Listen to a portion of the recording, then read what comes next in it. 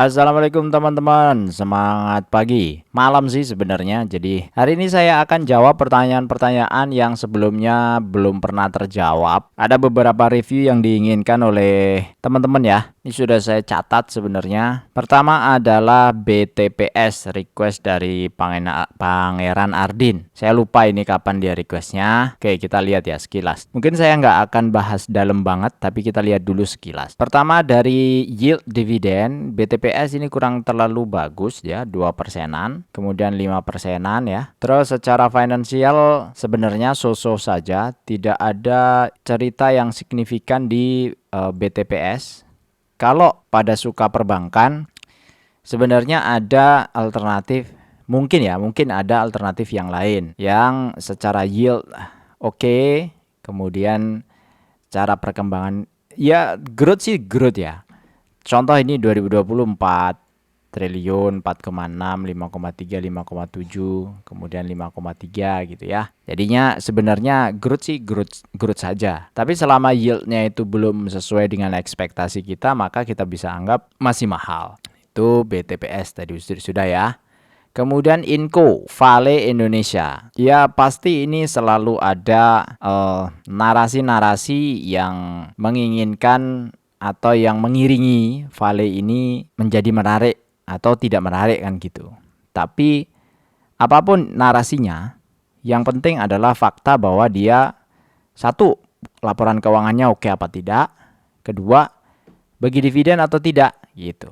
Bagi kita, bagi saya, sebagus apapun perusahaan, kalau satu tidak bagi dividen, bagi saya kurang menarik gitu aja. Nah, Vale kalau dilihat secara historis dividennya tidak rutin. 2024 lalu dia bagi dividen itu payout 39 ini hanya yieldnya 1,47%. Nih 53 dibagi 3.500. Jadi masih kemahalan. Jadi menurut saya apapun di belakang itu, kalau dia bagi dividen segitu ya berarti nilai perusahaannya di situ. Jadi beda-beda ya, kita menilai perusahaan kan ada dari EPS, EPS-nya misalnya di bawah 8, di bawah 10, dianggapnya sudah murah. Ada yang PBV, PBV-nya di bawah 1 dianggapnya sudah murah gitu kan.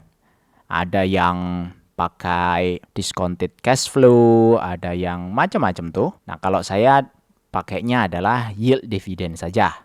Targetnya 9% per tahun gitu. Atau paling enak targetnya 10% per tahun. Nah, itu enak tuh ngitungnya. Inco jadi kalau cuma 1% per tahun, maka saya anggap mahal. Jadi selesai ya Mas Hendro ya. Kemudian Telkom, requestnya Bosek. Telkom ini termasuk salah satu perusahaan yang sangat besar. Kemudian dia punya sales atau market yang cukup menarik. Saya sudah pernah bahas sebelumnya di video-video saya sebelumnya yang buka laporan keuangan. Ya kalau dibilang economic mode-nya itu kondisinya Telkom tuh sudah saturated ya. Maksudnya sudah optimum sekali. Dan termasuk perusahaan yang karena sangat besar maka pergerakannya pun juga mungkin nggak selincah perusahaan-perusahaan kecil. Itu udah hampir pasti.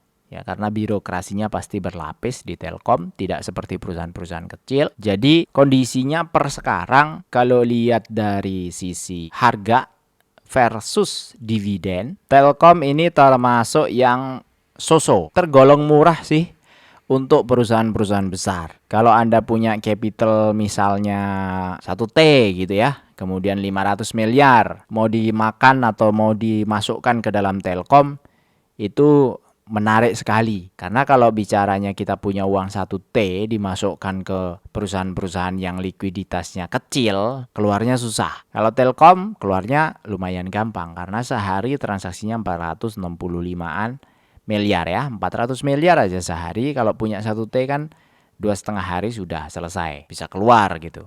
Dan kalau pegang uang 1T kemudian dapat yield 7,7% setahun, itu tidak gampang, nggak mudah.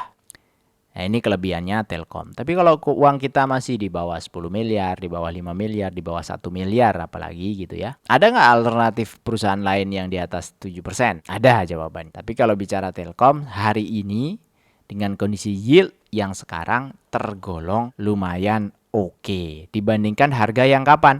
Harga yang ini nih, yang 4 ribuan nih ya. Pembandingnya kan begitu nih, 4 ribuan tuh sudah diuji berapa kali nih, 4.600. 1, 2, 3, 4, 5. Udah 5 kali diuji, nggak pernah tembus. Itu Telkom. Peluangnya masih apa? Masih menarik ya. Telkom masih menarik. Kemudian ada ABMM. ABMM kok masuk syariah lagi ya? Ini di Stockbit syariah nih. Oh iya, ABMM masuk indeks syariah. Ini berita berlaku 2 Juni ya. ABMM, Alka, BOT, BRPT, Cuan, Jawa, JSMR, MIDI, NES, Net TV, Part, Ratu, Syariah. Yang keluar banyak nih yang keluar. Tapi dari saham yang keluar saya nggak ada di list sama sekali nih. Oke, ABMM Syariah. Ya, berarti menarik nih untuk kita masukkan ke list. Kita ngikut aja ya. Lihat dulu secara sekilas ABMM kondisinya growth ya secara sales. Tapi di 2024 sempat turun. Kalau bicara quarter ya begitu-begitu aja nih. 2025 yang Q1 turun salesnya. Walaupun laba masih bisa dipertahankan. Lebih baik daripada Q4 2024. Dividen sepertinya juga lumayan menarik ini. Ini pegangannya Pak Lo Keng Hong ya ABMM ya. Dia konsisten bagi di bulan Mei 2022 260 dibagi 3.000 berarti berapa tuh? Sekitar 7%-an ya. Kemudian 400 dibagi 3.000. Wah, gede nih. 11, 10. 12%-an. Kemudian 295 dibagi 3.500. Nah, ini sekitar 8 sampai 9%. Gede nih. Oh, ini yang 2025 nih yang agak kecil. Kok turun ya? Turun terus. 400, 300 ya, 295, ini 153. Ini tinggal 5%-an, 4%-an nih 153 itu. Ya kalau tinggal 4% ya banyak saham lain yang di atas itu sih. KKGI tadi dibanting banyak. Tapi sebenarnya setahun juga masih 7%, masih gede sebenarnya KKGI pun. Cash flow-nya naik ya dibanding 2018. Ya harusnya sih oke secara cash flow karena dia juga bagi dividen. Pasti memikirkan untuk pembayaran dividen. Nanti kita detailin, tapi paling tidak ABMM itu jadi saham pegangannya Pak LKH. Walaupun saya udah pernah evaluasi tuh di video sebelumnya. Pak LKH itu pegangannya nggak lebih baik dari punyanya Pak Edwin gitu kan.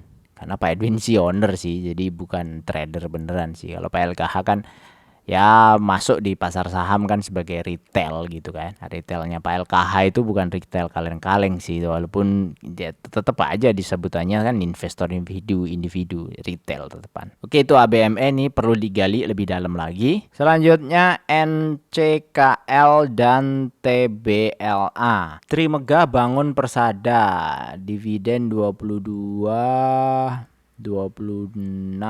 bulan apa nih? Bulan Juli. EPS oke-oke saja. Ini termasuk perusahaan baru yang di bursa karena baru listing 2023. Harus banyak diuji dulu. Bagi dividen sudah 2 kali, 23, 24. 18 Juni nanti akan ada RUPS. Kalau lihat yieldnya masih so-so ya, masih di bawah 5%. Tapi paling tidak sudah 2 kali bagi dividen. Kalau nanti yieldnya di atas 6 atau di atas 7% ini menarik nih untuk dicek ya. Transaksi hariannya nggak terlalu signifikan tapi lumayan. Average volume di 32 juta lembar kali 715 kan lumayan tuh. Ini NCKL. Kemudian TBLA, Tunas Baru Lampung nih. Kemarin sayanya sudah saya review ya. Dia bukan saham syariah ternyata. Nah, ini udah hilang nih. Dari 2023 ternyata TBLA itu udah hilang. Saya nggak ngeh. Di screen saya itu masih ada, masih muncul. Cuma karena dividennya itu selalu di urutan bawah, jadi dia itu nggak kena mata saya gitu ya. Kemarin ada yang ngingetin, TBLA bukan syariah loh bang katanya. Benar ternyata bukan syariah. Nah justru ABMM tadi yang masuk syariah. Ya TBLA sih potensi yieldnya masih sekitar 7%-an kalau nggak salah kemarin. Lihat aja teman-teman di video yang sebelumnya ya. Dan dibandingkan yang lain ya pasti kalau bicara begitu ada aja saham yang di atas itu ada aja. Tapi kalau nggak ada alternatif lain ini juga bagus. 20 ya, 20 kemudian 40 kemudian 35 ya kan lumayan tuh, lumayan bagus sekitar 5-7%. Tuh TBLA jadi selesai ya Kak Jerry Melki. Yang lain belum nih daripada kepanjangan saya close di sini dulu aja. Nanti terima kasih yang sudah request. Nanti kalau kayak ABMM seperti itu yang sebelumnya nggak masuk syariah, kemudian sekarang masuk syariah. apalagi kemudian listnya bagus gitu ya, maksudnya yieldnya bagus, ya terima kasih, nanti saya masukin ke dalam list untuk suatu saat dibahas. ABMM termasuk minyak gas dan batu bara. Wah, batu bara jadi makin banyak aja nih sahamnya, karena list kemarin pas waktu mau update batu bara banyak. Enaknya di dividen investing begini ya santai aja ya. Market mau naik mau turun tuh sebenarnya apa yang dilakukan ya itu-itu aja kan. Nggak perlu mantengin market keras-keras gitu. Selanjutnya nanti akan saya rekam juga. Kadang-kadang saya nggak bisa balik cepet, jadi paling ini saya upload gitu ya. Saya jadikan backup juga secara review supaya tiap hari teman-teman juga bisa dapat update pandangan-pandangan. Karena biasanya kalau review saham gini kan tidak tergantung timing ya. Day-nya itu kadang-kadang juga nggak tergantung kan. Misalnya hari ini saya ngerekam, harga hari ini itu tidak akan dipakai hari ini gitu maksudnya. Biasanya kan requestnya kan based on fundamental, kuartalan kayak gitu-gitu, bukan harian. Jadi harusnya masih bisa dipakai untuk referensi. Saya kira cukup dari saya. Nanti kalau ada yang lain yang request, nanti tambah list di sini. Untuk yang lain-lain ini nanti insya Allah dibahas di lain kesempatan. Semoga bermanfaat. Tetap sehat, semangat. Wassalamualaikum warahmatullahi wabarakatuh.